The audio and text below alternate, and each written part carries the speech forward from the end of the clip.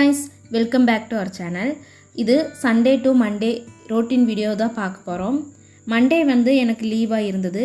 சரி அத சண்டேல இருந்து அப்படியே வீடியோ எடுத்துக்கலாம்னு சொல்லிட்டு சண்டே வீட்டுக்கு ரிலேட்டிவ்ஸ் எல்லாம் வந்திருந்தாங்க. எங்க வீட்டுக்கு பின்னாடியே எங்களோட தோட்டம் ரிலேட்டிவ்ஸோட தோட்டம் எல்லாம் இருக்குது. அதுல இந்த பயிறு இது மாதிரி சின்ன சின்ன பயிர்களுக்கு இடையில கீரை வந்து நிற்கும். அதை பறிச்சுட்டு வரலான்னு தான் நாங்கள் போயிருந்தோம். நான் அம்மாவுமே அடிக்கடி வந்து கீரையெல்லாம் அங்கே போய் பறிப்போம். நிறைய கீரைகள்லாம் இருக்கும். 2-3 டைப்பில் வந்து கீரை இருக்கும். ஆனால் அதோட பேர் வந்து எனக்கு சரியாக தெரியல. அந்த டே வந்து அப்படியே முடிஞ்சது. நெக்ஸ்ட் அப்படியே திங்கக்கிழமையிலேருந்து vlog ஸ்டார்ட் ஆகுது. திங்கக்கிழமை காலையில் எனக்கு வந்து நைட் டியூட்டியாக இருந்ததுனால டியூட்டி முடிச்சுட்டு வந்த உடனே சீரக தண்ணி வந்து எப்போவுமே குடிப்பேன். மார்னிங் டைமில் சீரக தண்ணி அப்படியே குடிச்சிட்டு ஒர்க்கெல்லாம் வந்து ஸ்டார்ட் பண்ணிட்டேன். ஃபஸ்ட் நாளே துவைச்சி வச்சுருந்த ட்ரெஸ் எல்லாம் காஞ்சிருந்தது. அதை எல்லாமே எடுத்து மடித்து வச்சுட்டு அதுக்கப்புறம் அந்த டே வந்து அப்படியே கொஞ்சம் கொஞ்சமாக வேலைகளோட ஸ்டார்ட் ஆக தொடங்கிருச்சு.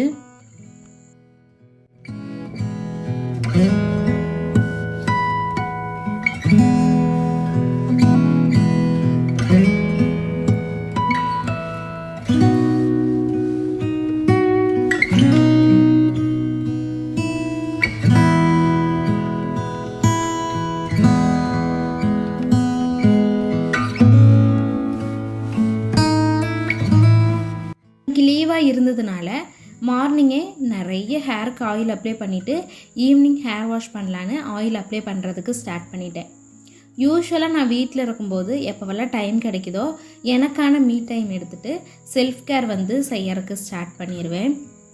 மோஸ்ட்டாக வந்து என்ன பண்ணுவேன்னா நல்லா கை காலுக்கெல்லாம் ஆயில் அப்ளை பண்ணிவிட்டு ஹேருக்கும் நிறைய ஆயில் அப்ளை பண்ணி ஹேர் வாஷ் பண்ணிடுவேன்.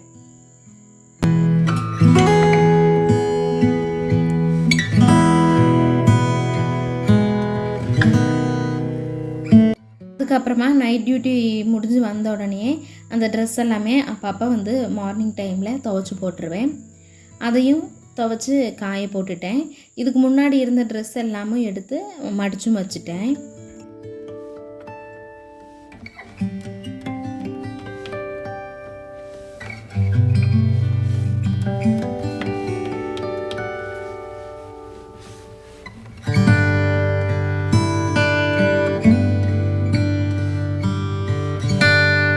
அப்படியே vlog வந்து ஈவினிங்லேருந்து ஸ்டார்ட் ஆகுது. மார்னிங் வந்து ஹேருக்கு ஆயில் அப்ளை பண்ணியிருந்தேன். அப்படியே ஈவினிங்கு நல்லா ஹேரும் வந்து வாஷ் பண்ணிட்டு வந்துட்டேன். ஹேர் வாஷ் பண்ணிட்டு வந்த உடனே ஹேரை வந்துட்டு இப்படி தட்டியோ அதுக்கப்புறம் நான் எந்த விதத்துலேயுமே இது வந்து காய வைக்க மாட்டேன். எப்பாவது எங்கே பிஸியாக போகணுன்னா மட்டும் ஃபேன் காற்றுல காய வைப்பேன். மற்றபடி எந்த ஒரு ஹீட்டிங் டூல்ஸும் வந்து நான் என்னோடய ஹேருக்கு இதுவரை யூஸ் பண்ணினதில்லை. ஹேரும் வந்துட்டு அப்படியே ஸ்க்ராட்ச் கிளிப் போட்டு விட்டோன்னா அதுவே காஞ்சிரும். ஒரு மணிக்கூரில் அதுவே நல்லா காஞ்சிரும். அதுக்கப்புறம் கொஞ்சமாக மாய்ஸ்சரைசர் போட்டுட்டு லிப் பாமும் போட்டு கொஞ்சம் பவுடரும் போட்டுட்டு எப்போவுமே வந்து ஊதுபத்தி ஏற்றி வைப்பேன். அன்றைக்கி சரி விளக்கும் ஏற்றி வச்சிடலான்னு விளக்கும் ஏற்றி வச்சுட்டு ஊதுபத்தியும் வந்து ஏற்றி வச்சுட்டேன்.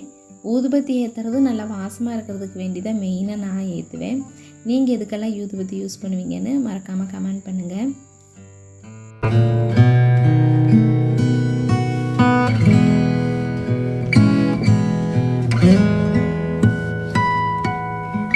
அடுத்த ஒரு மெயினான வேலை வந்து பாசிப்பயிறு பொடி அரைக்கிறது.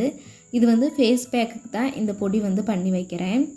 ரொம்ப நாளாக பெண்டிங்கில் இருந்த ஒரு வேலை தான் இந்த வேலைன்னே சொல்லுவேன். ஏன்னா நானும் நிறைய ஃபேஸ் பேக்கெல்லாம் யூஸ் பண்ணி பார்த்துட்டேன். எதுவுமே எனக்கு செட் ஆகிறதில்ல.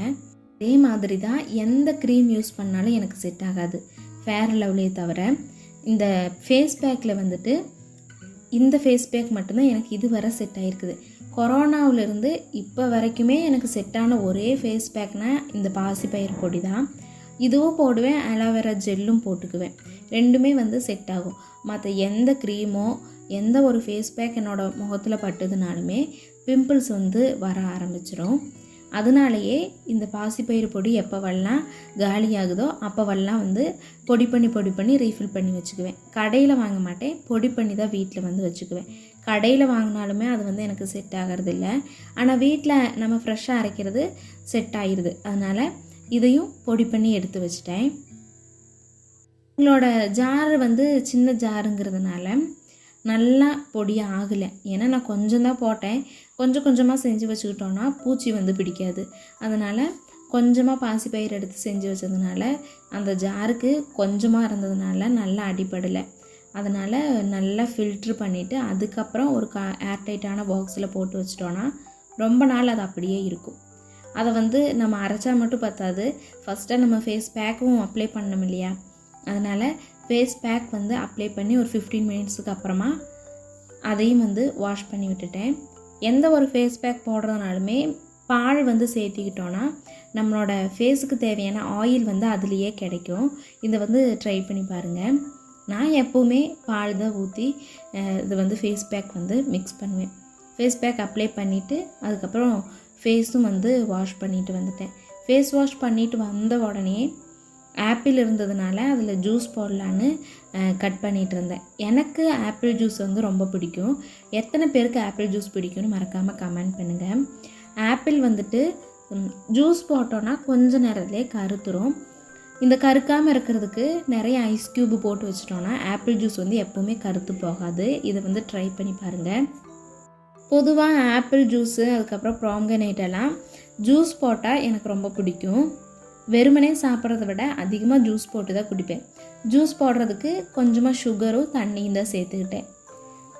பேக்கரி ஹோட்டல்லாம் வந்து தண்ணி சேர்த்த மாட்டாங்க, பால் தான் சேர்த்துவாங்க. அந்த பால் வாசம் வந்து நல்லாவே இருக்காது. ஆனால் எனக்கு வீட்டில் அடித்து குடிக்கிறது ரொம்பவே பிடிக்கும்.